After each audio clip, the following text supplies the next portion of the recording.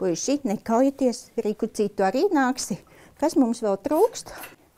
Nākat ceļās. Iesim staigāt. Aču, iesim staigāt. Iesim uz manēžu, tas viņiem tāds rīta. Saskiem ir tāds, ka viņiem tas dienas sadalījums, viņi ļoti pierod pie tā sava dienas sadalījuma, un tagad, kamēr ir rīts, kamēr nav karsti, tikmēr mēs pastaigājamies, izspēlējamies un pastaigājamies ārā.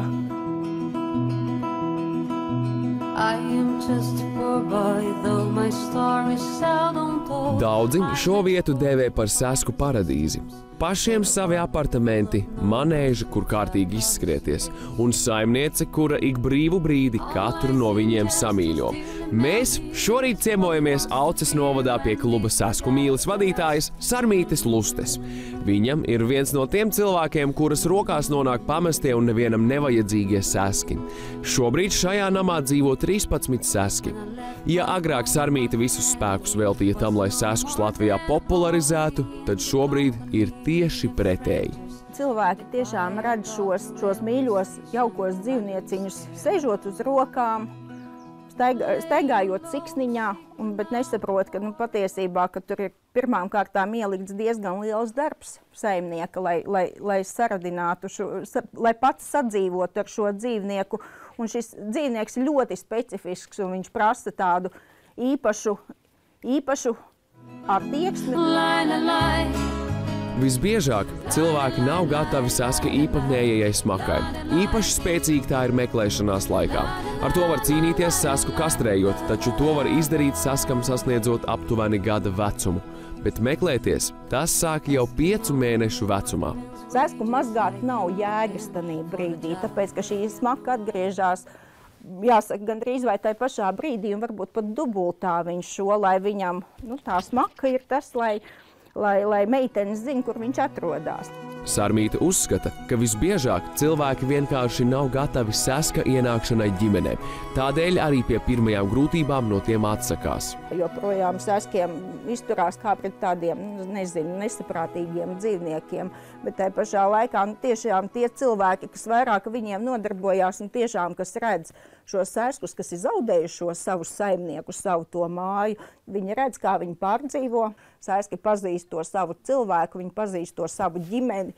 Tas ir viņu bars. Mums ir tādi saski bijuši, kas tanī brīdī, kad viņiem tiešām ir zudusi šī viņu ierastā dzīvesvieta, viņi paliek agresīvi, viņi kož, viņi nepieņem šos jaunos, un tad ir vajadzīgs laiks, lai liktu saprast, ka viss ir kārtībā.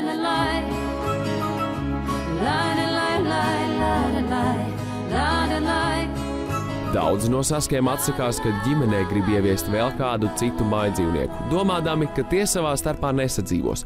Taču Sarmītes piemērs apliecina, ka tas ir iespējams. Te kopā ar 13 saskiem dzīvo 5 kaķi, 4 suņi, zirgs un 2 aitas, kuras arī lielākoties staigā brīvā dabā. Ja suns ir labi audzināts, labi mācīts, tad teorētiski problēmām nevajadzētu būt. Kaķiem gan nepatīk saski, tiem ir lielāks tāds pašaizsardzības tomēr instinkts, un tie tik labprāt tos saskus tā, bet ir arī tie gadījumi, kad ļoti labi un pat kopā guļ. Mums arī takši kopā ar saskiem ļoti labi. Pirms 5 gadiem situācija ar pamestajiem saskiem bija daudz kritiskāka. Tolaik viņus izmeta vienkārši uz ielas, kas dzīvniekam nozīmēja drošu nāvi. Situācija nedaudz ir uzlabojusies, bet jā, bija gadi, kad mums bija tiešām pāri pa 30 saskiem gadā, un tiešām tādi ļoti smagi gadījumi, ka vairums sasku vienā brīdī cilvēki iespējams, ka viņi nebija tik informēti, un viņiem likās, ka sasks spēja izdzīvot, varbūt tā kā kaķis uz ielas, un saski tika palaisti uz ielas. Jau tuvākajā laikā Sarmīte savā lauku īpašumā plāno ierīkot sasku audzētavu, kur uz laiku patvērties nelaimē nonākušajiem saskiem. Savukārt tiem, kas plāno iegādāties sasku, tā varētu būt vieta, kur tos labāk iepazīt. Vislielākais gandarījums Sarmītei ir tad, kad viņa redz, ka kāds no viņas aizbilstamajiem ir atradis savu īsto saimnieku, un cilvēkam tas ir bijis apzināts lēmums, nevis mirkļa vājums. Katru reizi šķiet, ka pie tevis, protams, viņam ir labāk. Protams, ir šī slimība, bet nonākot šajā jaunajā ģimenē, es saprotu, ka tā 100% visa mīlestība tiks viņam sniegta.